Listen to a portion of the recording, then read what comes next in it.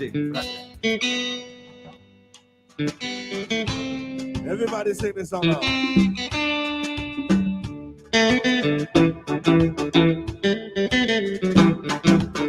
But let me tell you, we're a peaceful people, struggling with struggle. I mean, I look for trouble, just ask around. But when outside places, from foreign places, talk about taking over, being backing down. So we ain't giving up no mountain, we ain't giving up no tree, we ain't giving up no river. That belongs to we. Not one blue sake, not one rice grain, not one for us, not a blade of grass.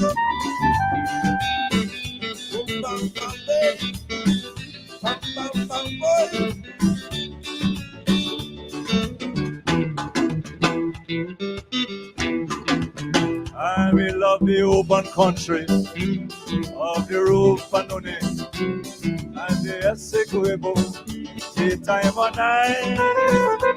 No we criticize it. This is the home we love it, and we mean to keep it. We have that right. So we ain't giving up no mountain, we ain't giving up no tree, we ain't giving up no river. That belongs to we.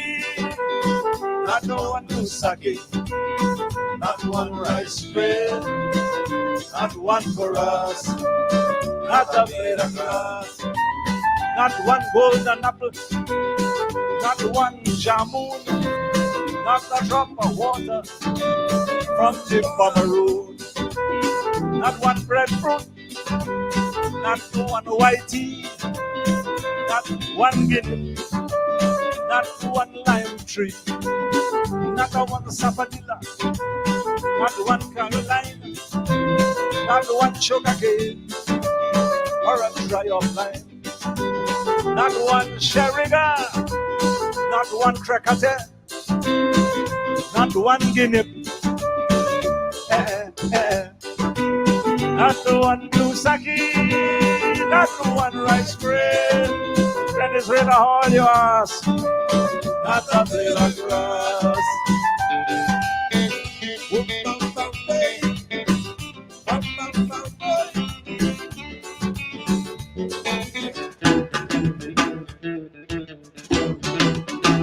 This land is our land now. We're gonna make it somehow.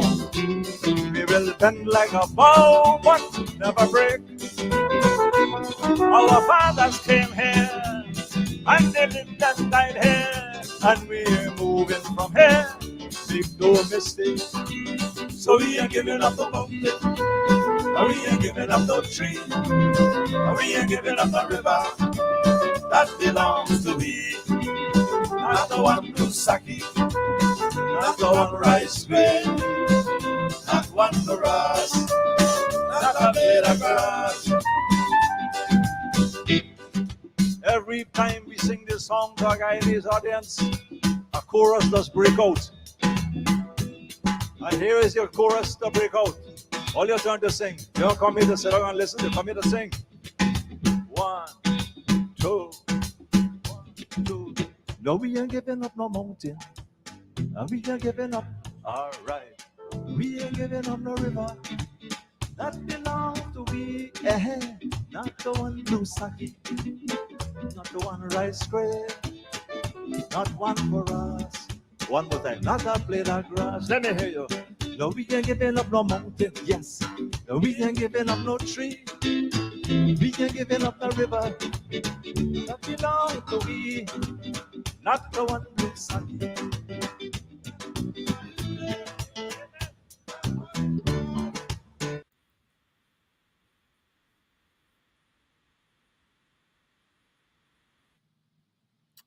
And a very good evening to you and welcome to Politics 101. I've received your request that I must play the anthem, the anti-war anthem of Guyana.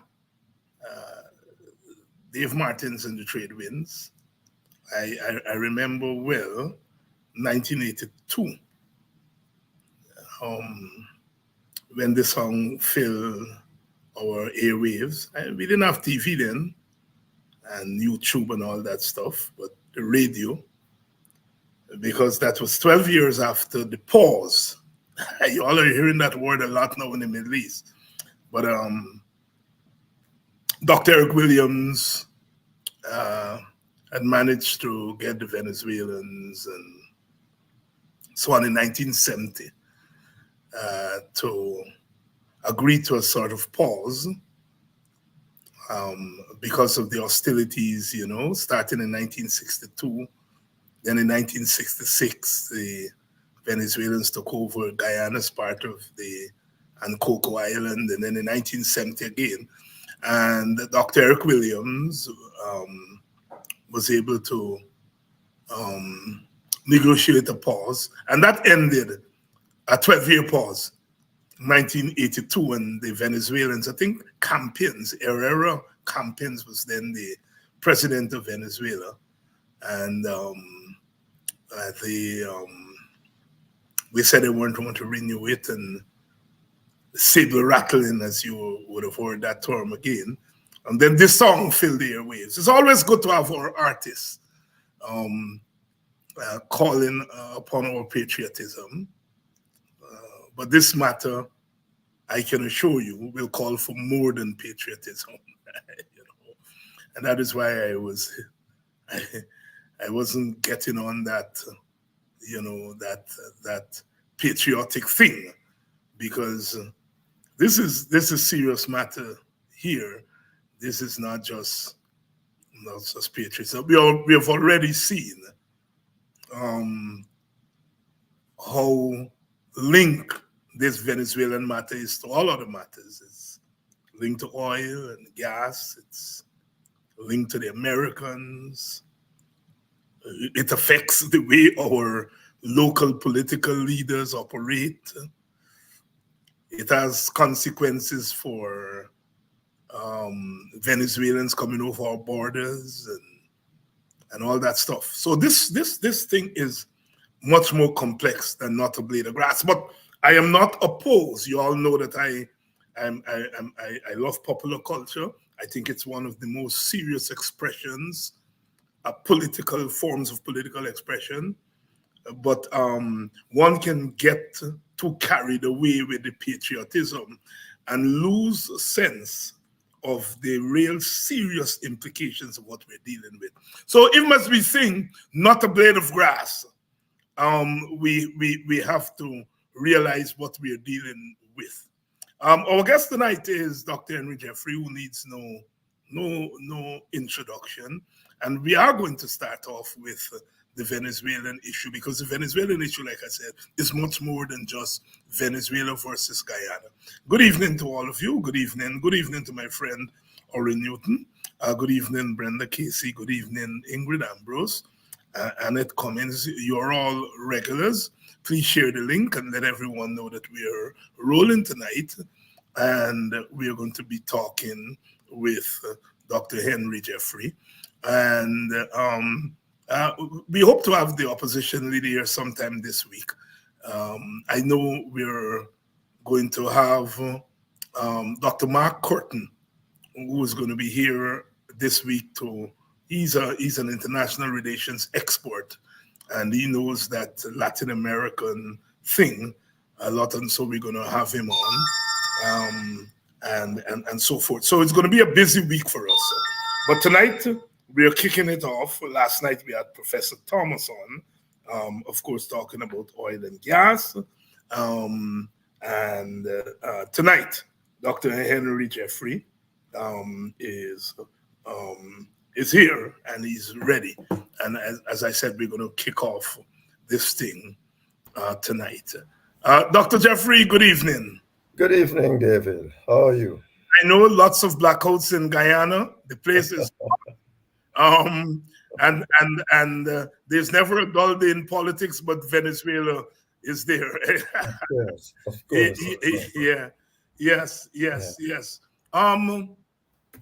Is it all about patriotism? Is it much ado about nothing, or is this a moment that historians 20 years from now will look back on and say it was one of those defining moments in our history?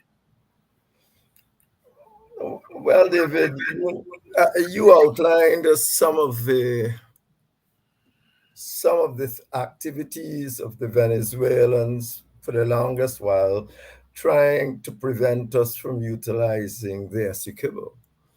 I mean, they did all manner of things. They put ad in the Times in London. Only the other day, they tried to they steered one of the oil ships that were doing some research to Margaritas and so on. I mean, this has been an ongoing process. They stopped us, for instance, from trying to get into the OAS until about 1991. So this has been an ongoing process. And every time, ever so often, you can negotiate to pause and it stops for 12 years. But the minute the 12 years is about to complete, they start again with this. So, yes, I mean, this is more than, well, it's not more than patriotism, because in issues like this, it can't be more or less than patriotism. You have to understand the issues and take a stand on them. And there is no way that Venezuela has a credible case to Guyana's land. I mean, the arbitration was completed in 1899, but they remember this was between Britain and Venezuela. Essentially, Britain gave up more land than Venezuela, but Britain was claiming straight to the Orinoco. That was the British claim. The British did not want to go to arbitration. You know, as a political man, David, much more so than I, you would know that the Americans and Britain nearly went to war on this issue. Yeah. Yeah. And that was maybe the last time that this threat took place between two democratic countries. Democracies don't go to war with each other. You know that theory. Yes, it's there. And this is perhaps the last time that kind of threat took place. But that's on the side. So effectively, what we have is that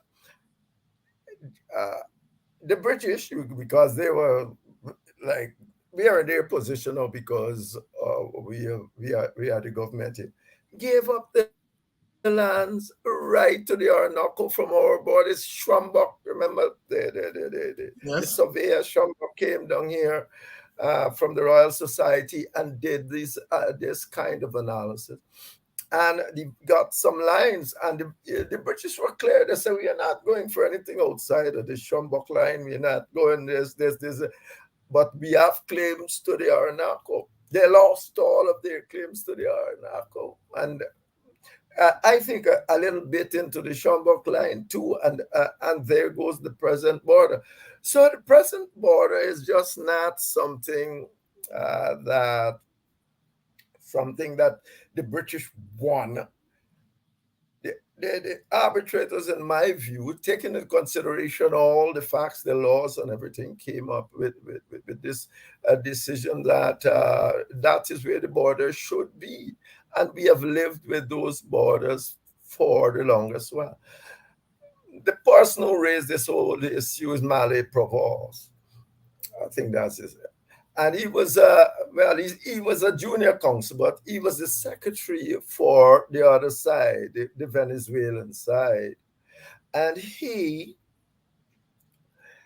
for a week, just when he was still smarting, because I don't know why he thought that they're going to win everything, but still smarting from that, a few weeks after the arbitration, the same year, he wrote to one of the counselors and says, Yeah, I believe that the British judge, the British forced Martinez, the Russian chairman, into making all these agreements with thing, and Venezuela was robbed of their territory and all that.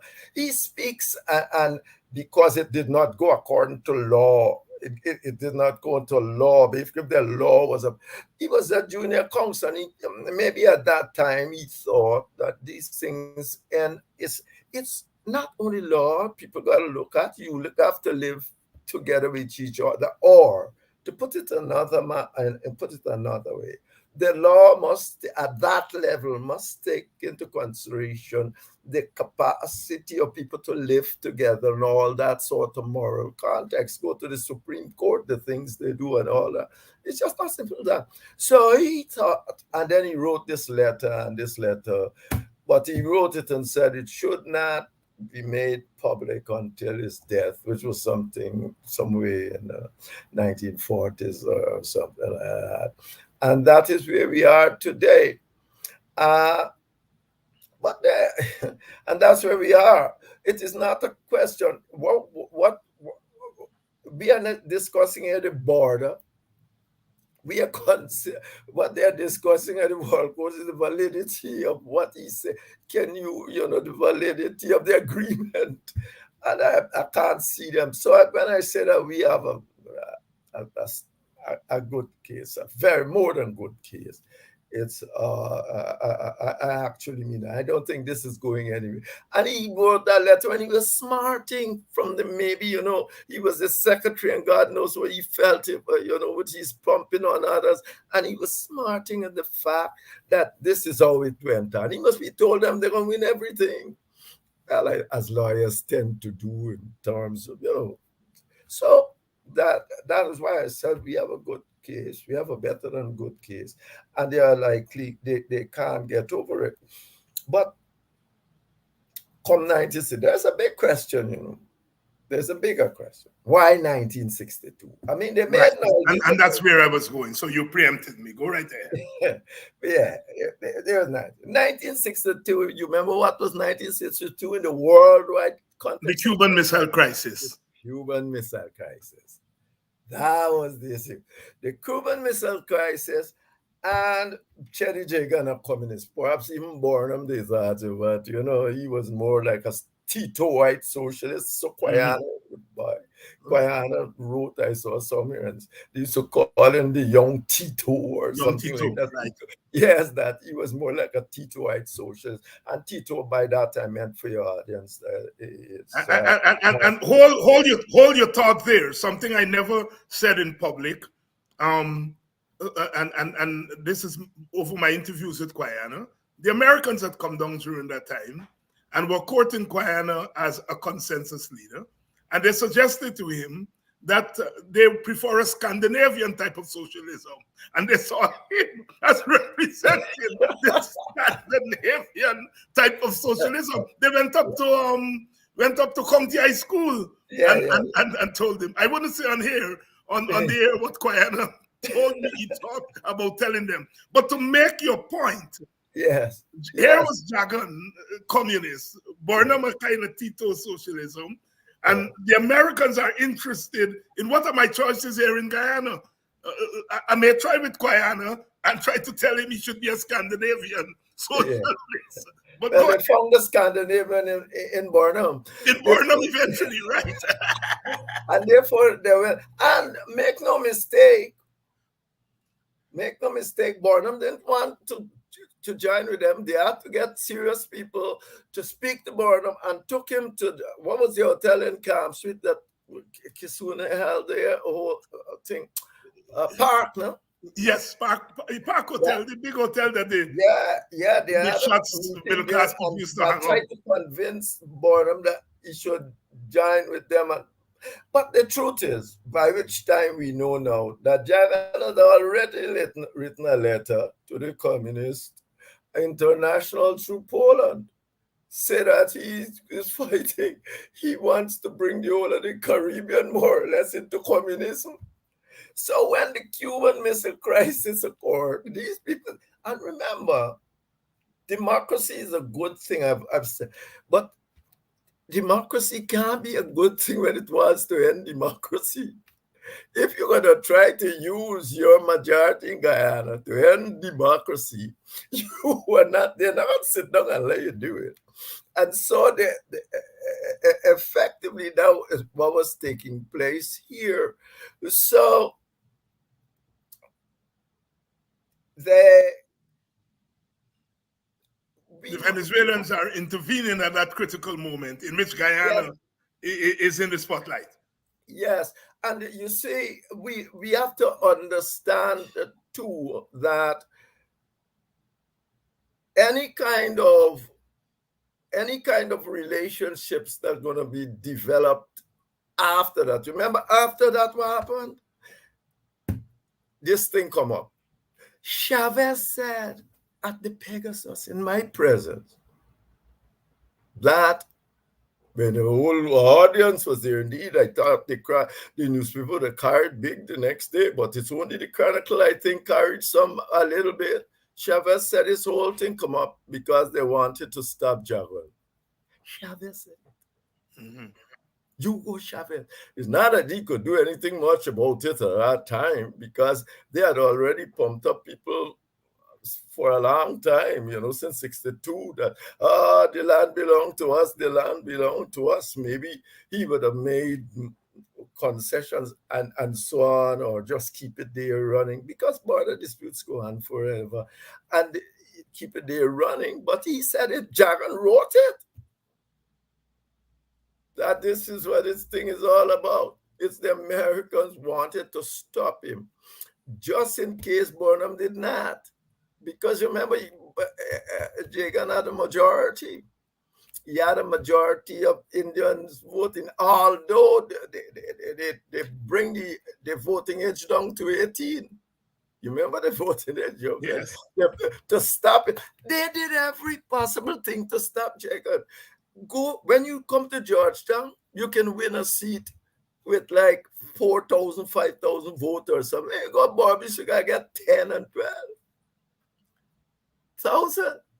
So there was quite clear Jagan wasn't coming to power, not after they, and don't fool yourself. He can send secret letter where he like and think it's secret. It's not secret from the CIA and all these jobs, right? So the minute he must be handed it to CIA. Man.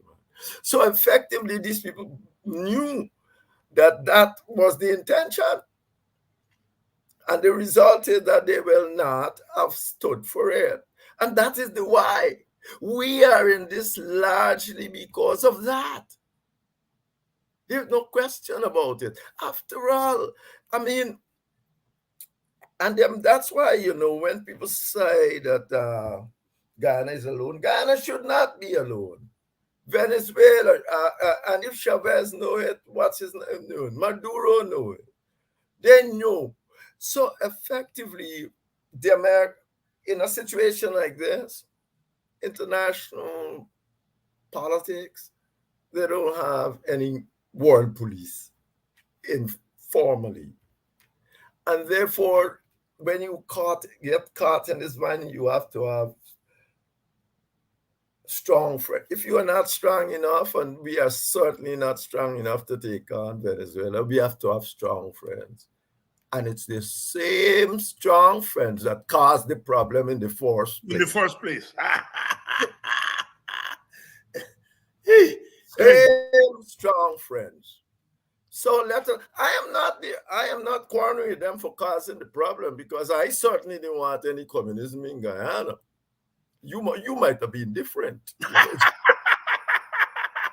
I was a little child then, Dr. Jeffrey. Yeah, but I know you're talking in retrospect. Yeah, I certainly didn't want no communism in Ghana, but you are.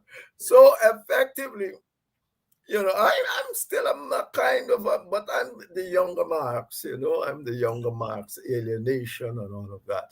I'm not this thing about the Communist Manifesto and, that sort of thing. Anyway, so effectively, it's America brought this on us. So the point you're making is that 1962 was about geopolitics. Of course. it was about geopolitics Of course. and where Guyana stood in the geopolitical calculations at that time of the United States of America. Yes. Right. Fast forward to 2023. Geopolitics again? No, I think this is not simply geopolitics. It's a whole lot of issues. First of all, talk to us about it. Venezuela, if Venezuela didn't kick out Exxon, we went to find out.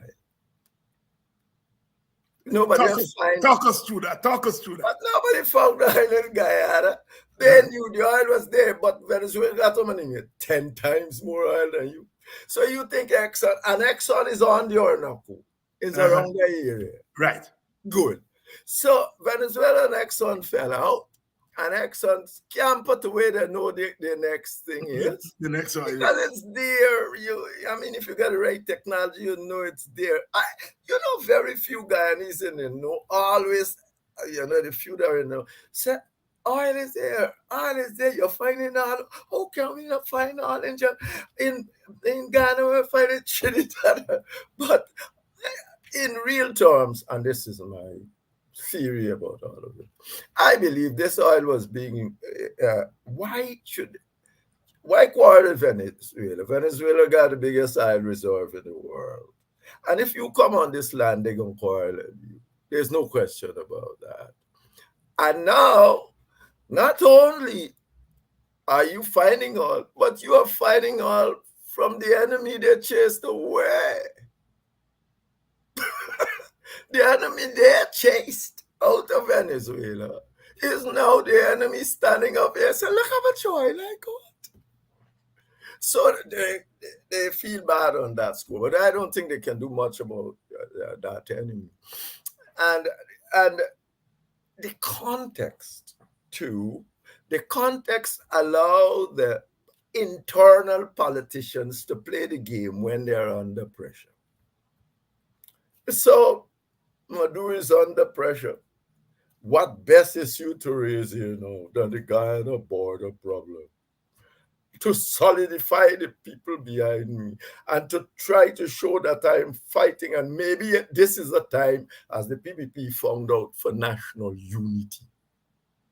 This is the time for national. The PPP, they were making new politics. They don't care about the opposition, and they're bypassing them. They're going to the people themselves. Well, why didn't go now? Because it was always a sham. Mm-hmm. So you're saying the internal situation in Venezuela is thriving. Our internal situation here is hospitable to this kind of development. And our internal situation led to the opposite of what it has led to in Venezuela.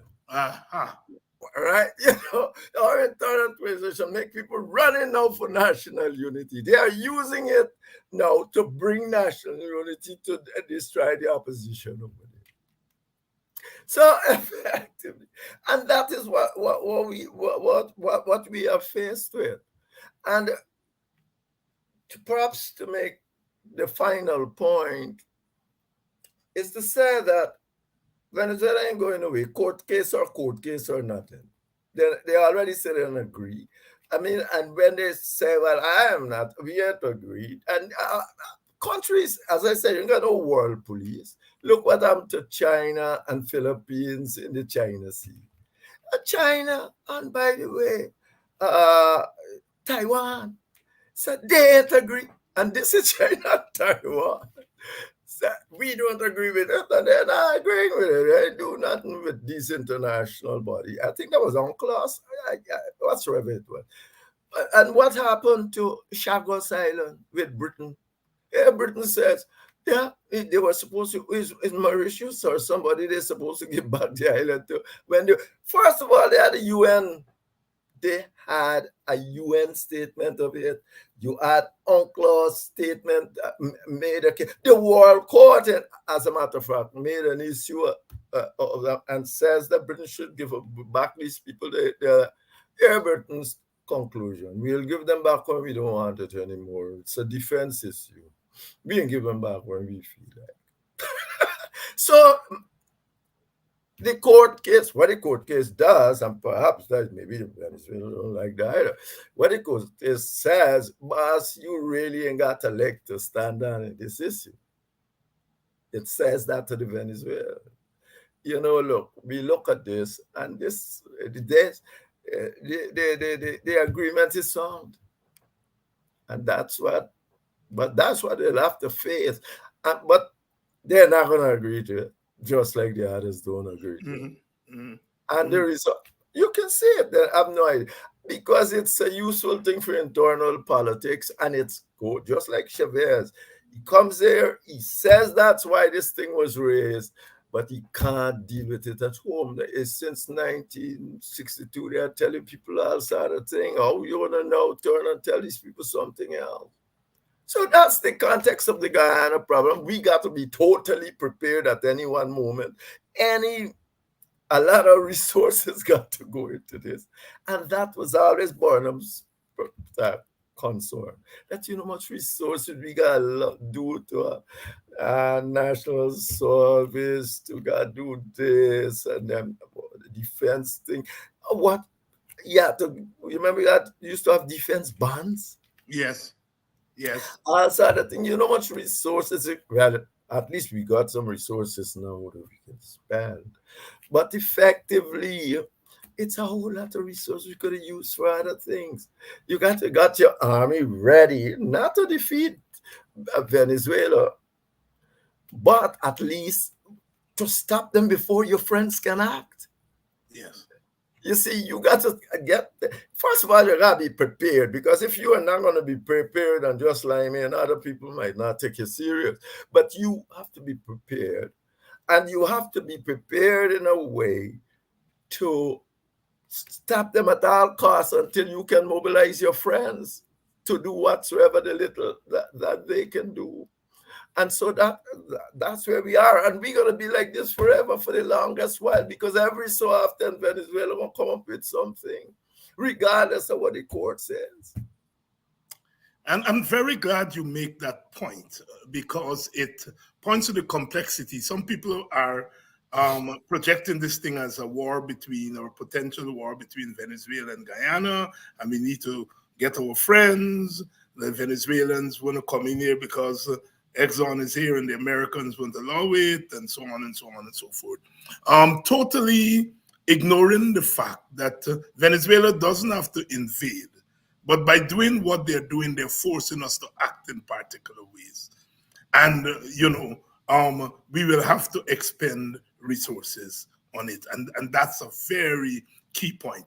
But I want to come back, Henry, to the issue of national unity in Guyana and how that is being played out with this Venezuelan thing. Already, we are seeing the contradictions come to the fore.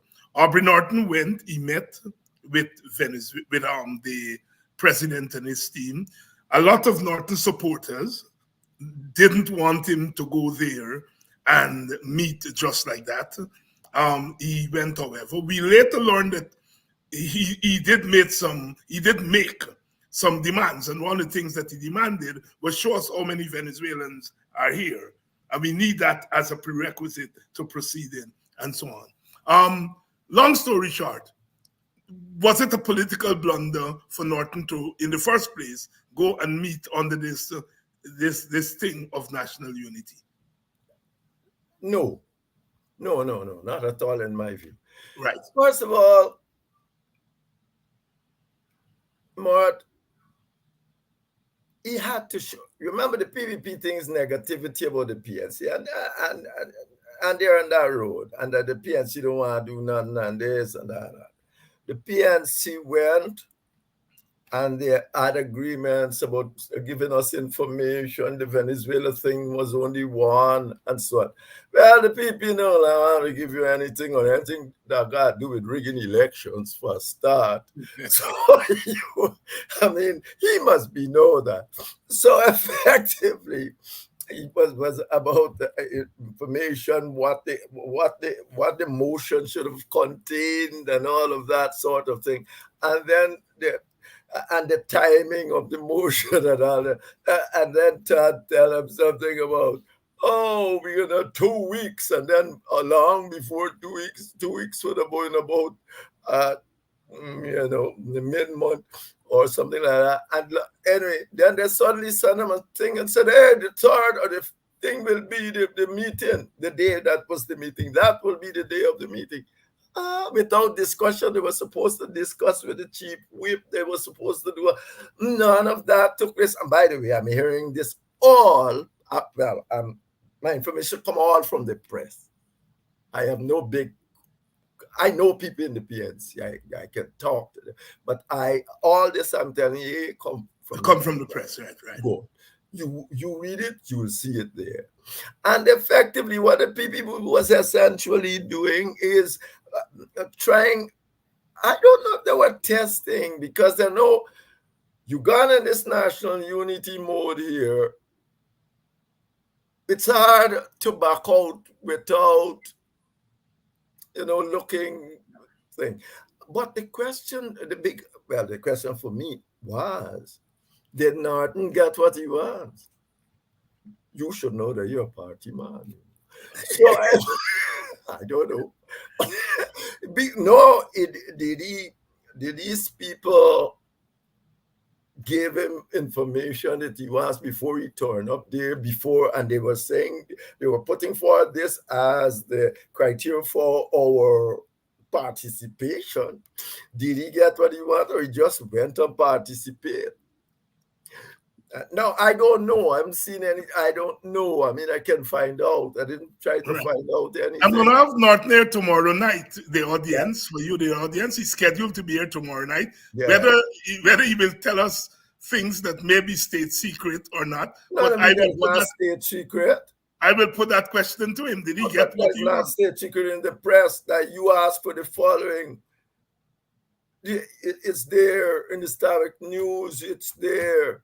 You asked for the following things. Did you get those things before you went and there? And how much did you get and how much did you not get? A great problem in this country. Nobody wants to give you data, and then they tell you, people going to tell you, go find your data. But my own thing is that what's that secret? Yes, I did. No, I did not. They did not give me this. But in the interest of the country, I think I should still have gone, because there may be other ways. But at least people must know if the PPP did come around and give you the data, or if they're just hanging with it out there and doing what they want. And why you got to be suspicious? Because you need not be suspicious of them if they have provided the data that you wanted, or if they could not provide it at that time. When will they provide it? Where, and this is the large question I'm asking you here, where does internal dynamics stop and national interests, overriding national interests, begin? Is there a point? Well, yes, it's how you put the question rather than what you're asking. Because national interest should be at the forefront of every politician. Of everything, all the time. Right. It should not be, and that's why Parliament is organized as it is. Yes. Now, Parliament have committee stages, so that even if you win an election, well, we go by more than one seat, but even if you win a one-seat majority, and let's say you go to Parliament and you have, you want to stop Jeffrey from smoking or hang him, something like that. Let me make something absurd. You might say that's not too absurd, but the point is, but you want to do something absurd like that. Yeah. You go and Parliament gives you a first reading is just putting what you want to do on the table for the most part. But it gives you a second reading to discuss the principles of the issue. And if when you are discussing the principles, you can't stand it, or this thing about doing what you want to Jeffrey is unacceptable to you, you gotta make sure that you take political action. But on the other hand, if you agree that, all right, Jeffrey's been doing this wicked thing and so on, and we need to discipline him. They come, and you say that in the second reading on principle. Yes, we understand Jeffrey is a very wicked person and he needs discipline. But we think that there are other ways to achieve the objective you want. Then you have a second reading, you have a third you have a committee stage. It is at the community. That's why you have that committee stage, you know. That committee stage for you and the opposition to sit there and work out something in the national interest that both of you can live with. You might have won the election, you are government, but the committee stage is for you to sit there and try to come to something that is closer to the national. After all, half the people in Ghana vote for the opposition. In most countries, a whole lot of people vote for the opposition. So this is not just a question of you want it and your manifesto says so, as the PPP love to show. It's not your manifesto. You are a party by definition. You are part of the country and not the whole country. You are not. The other person is, and also part of that country. And therefore, you have to sit with that person from what your manifesto says as a issue of principle and deal with it. But nobody wants. My manifesto says so I can do it. What kind of democracy? Well, this is not democracy, period. But that is not the point. The point is that you got to understand what the parliament was, how it's organized, and what it's for. It's for you and the opposition to sit down and say, all right. You want, okay, you want to do this to Jeffrey, fine. But we think you can do it in this way. That is more thing to, and would more be agreeable to our people. And then you will have an agreement. But not here. You don't even want committee stage. Jagan said that we should have, that the PPP, the government, his government, anytime a bill is more than 6 pages, he put it down to pages. But the 6 pages, it should go to committee. It's too long for anybody to understand and just vote that. These people get hundreds of pages of bill for the same day. Mm-hmm. Mm-hmm. And this not on them side, on their side alone. You know, how people gonna understand it? So effectively, that is a thing. So the national interest is solved by the Constitution. But the Constitution, given what it is in our case, that it's a Westminster type Constitution that one seat and you can win, and you really don't have any. Every morning you wake up, you go to the papers. We need to hold the government accountable. How you going to hold any government accountable when everybody voting for their side regardless of what they do? So you don't see the system is broken. The system can't work in all kind of country. Every day that morning, I fed up. People crying. Oh, the government was the end after they see how wicked the government is, or because it's only the wicked ones who are hold it accountable. Otherwise, sick is fine with it. But we got to hold it accountable. How you going to hold it when you can? Most of the things you say won't cast the PPP votes. You can can't talk about oil till you're dead in the water. You think that casting the PPP any votes of any seriousness from their traditional vote? No. So effectively, and the opposite goes to, so effectively, that's what we have. That's the what national we have. interest. The national interest. Good evening to all of you. Yes, you're on to Politics 101, and we have Dr. Jeffrey here tonight. We have been talking about the Venezuelan situation, but we've not been talking about Venezuela and war and so on, but looking at the context in which the Venezuelan thing is being played out, and what are some of the subtext of the Venezuelan situation. We're going to keep looking at it. Tomorrow night, we expect Aubrey Norton to be here. And I'm saying we expect, Aubrey I know Aubrey, we are colleagues and so on, but he's a busy man, and in the past he has promised to come on to this program and then cancel. So I hope he comes tomorrow, but he's done. He has given me all assurances. He'll be here tomorrow. So, I mean, a lot of these questions I'm going to put to him directly. The big question is, as Jeffrey has put it, did he get what he asked for before he went and meet with the president and his team? Jeffrey, one last question on this Venezuelan thing. We have the issue of these Venezuelans coming over the border, entering Guyana. And of course, that is two-pronged. On the one hand, some people are arguing they're economic migrants or they are forced migrants from their country. But in terms of real politics, any people coming in those numbers, as we've been hearing, over the border, given our electoral situation, it is not unfair that some people believe that's an open season for electoral rigging.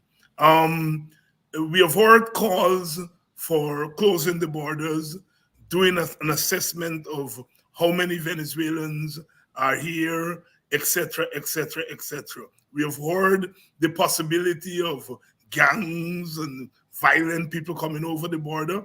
We have heard the possibility of spies coming over the border. And as I said, there's the issue of the Venezuelans being used as part of electoral rigging. We saw the vice president meeting with members of that community and saying to them, look, the opposition don't like you. Again, what might be what should be a straightforward issue.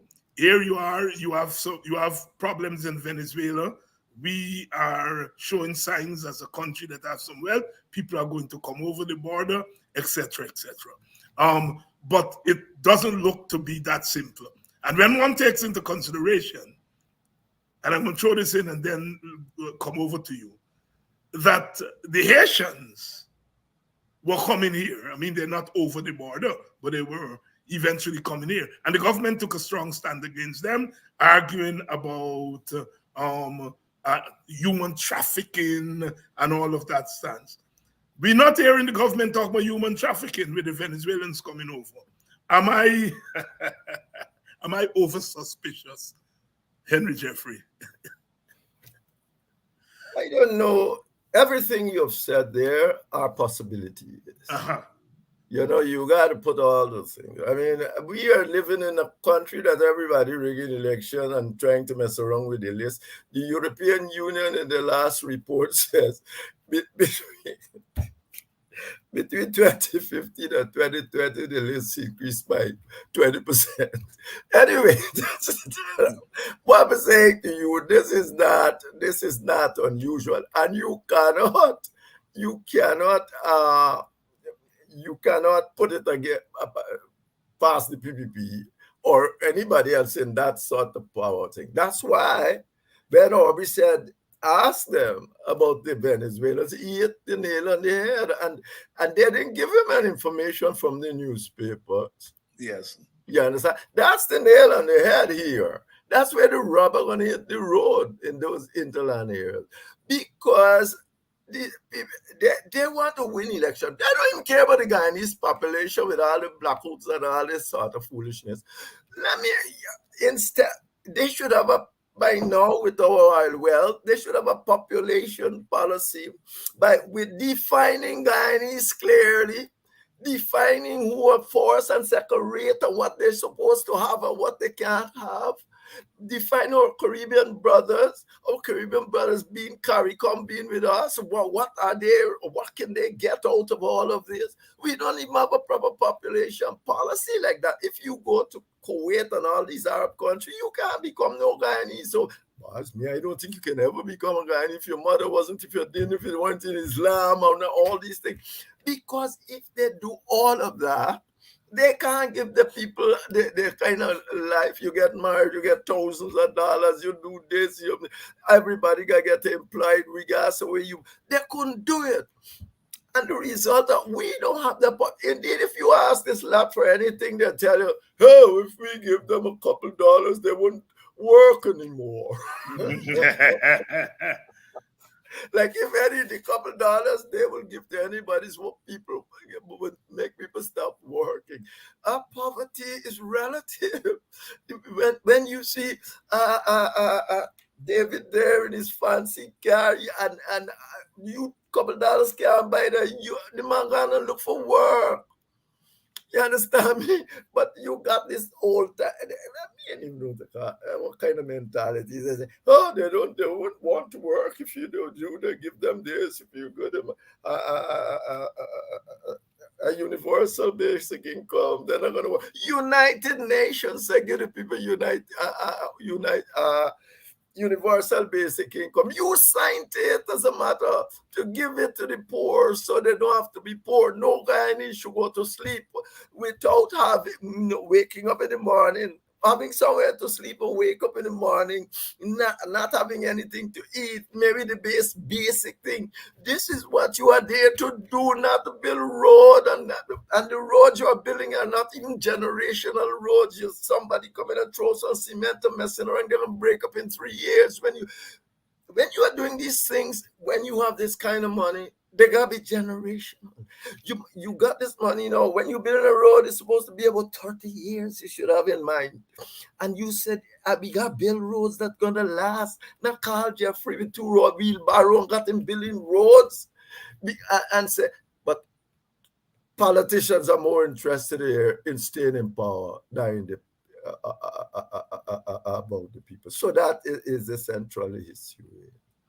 The oil blocks that were distributed recently, you and I and a few others have been hammering away at the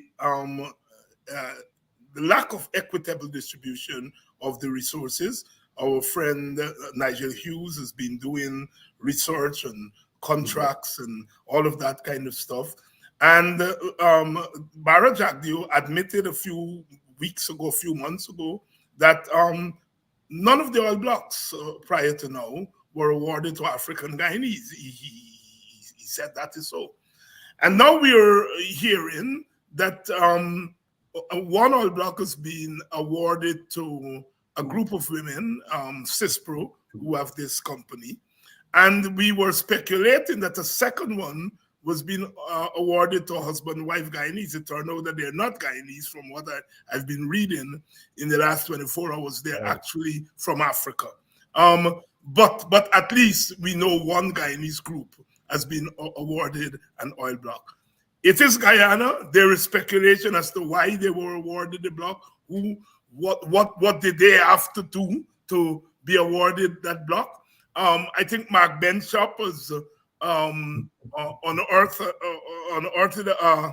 an interview by one of the ladies in which he said, Black entrepreneurs, African Guyanese entrepreneurs should stop complaining and work hard, etc., etc. What do you make of that development? First of all, yes, you're right. The whole thing is suspicious. And if what you and many people, and perhaps myself too, suspect, it would seem that the people can just determine who won't get all the blacks, regardless of all the tender they're talking about. Yes. It does, if that can happen. But I'm pleased that these people got their oil blacks. So am I. I am very pleased that regardless of the context. And people say, they don't know nothing about oil. I said, I'm not certain you need to know anything about oil. You don't even need to know nothing about gold to get a gold claim and all this sort of things. But, and when I was in Minister House and I went to Venezuela for the Venezuelan Investment Fund. And to fund the Venezuelan houses we end up with about 300 of them. And the young lady that won the bid was about 21. She just out of university. Because her father was in that kind of business, she was able to put together some contractors and all of that and so on. She knew how to do it, and she won the bid. Indeed, I had the other companies that have been there for years come and said that they can get rid of the dick. I said, what does that mean? Venezuelan Investment Fund, they determined that this girl, she at that time where she was 20 or 21, she put together some people and she won the contract for the millions of US dollars. So I don't have a problem right here, as I said, gold blocks, people do. So I'm not going to ask. I'm not going to deal with all of that. I'm saying I'm glad that they have won their contract. We will have to wait and see. It's two blocks they're gonna. Yeah, 2 blocks. 2 blocks. So one in high water, one in deep Low water. water. No, that's all right. And I'm saying good luck to them, because they look like people that are serious about what they're doing, and they got managerial planning and managerial capacities, and that is essentially what you want for the nature, the context, and of course the capital. But even that they can go and find once you got their back. So look what happened to Exxon and Chevron only a couple of days ago. If you got something, people want it, and it's so effectively. Yes, it's suspicious that the manufacture they could have manufactured. But even if that was the case and these people succeed, I'm with it. Henry Jeffrey. Henry, we read in the newspapers last week or maybe the week before that a group of mainly African Americans, business people, former state representatives, they've put together a fact-finding mission, and they're due to arrive in Guyana, I think November 13th or 14th, to carry out a fact-finding mission. And we know at the conference in Washington, D.C., there was a call for fact-finding mission to come to Guyana.